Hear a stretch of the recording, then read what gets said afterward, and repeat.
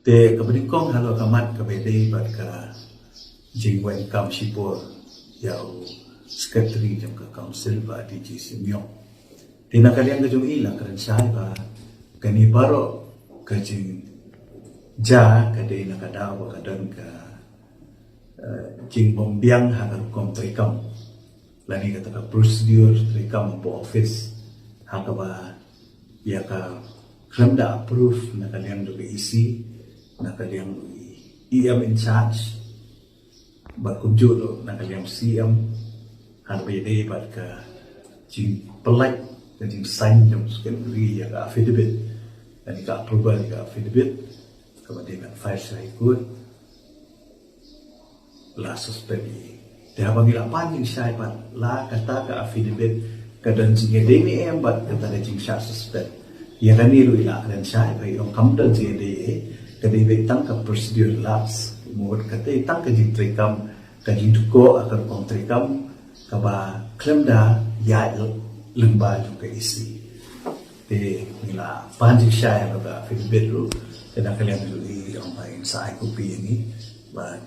pada 8 saya 8 juru bahkan ka affidavit kamdan jadi ba kami ka jing shawen kam jamu sekretari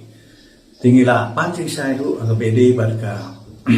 la kani ka jing wen kam sipor kan ta ne em ya service jong i sekretari ya kani ru na kalian jong i CM ila ai ka assurance ba insa kami bania ini benta pada ke juga poru na kalian ka jong i ila dawa ba kali bandon ka inquiry dan na kalian jong i ila pensai ba ka don ta ka inquiry bat ngane ba kata ka inquiry kan sa ai ka report shwa ba sekretari un kunno kata ka jing sa suspend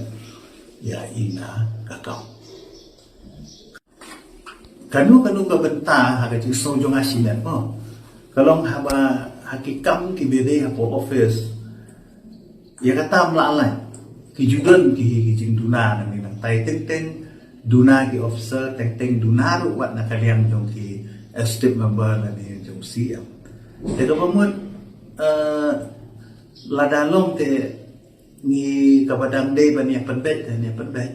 mo pada banang eye warning te rei hadu ban ship pada ada step ban ong ban suspend di ban welcome sipor te ngatharai kadai ke belakang serius kalau dah kamdai ke belakang serius ngatharai nak kalian ke isi kinum suspend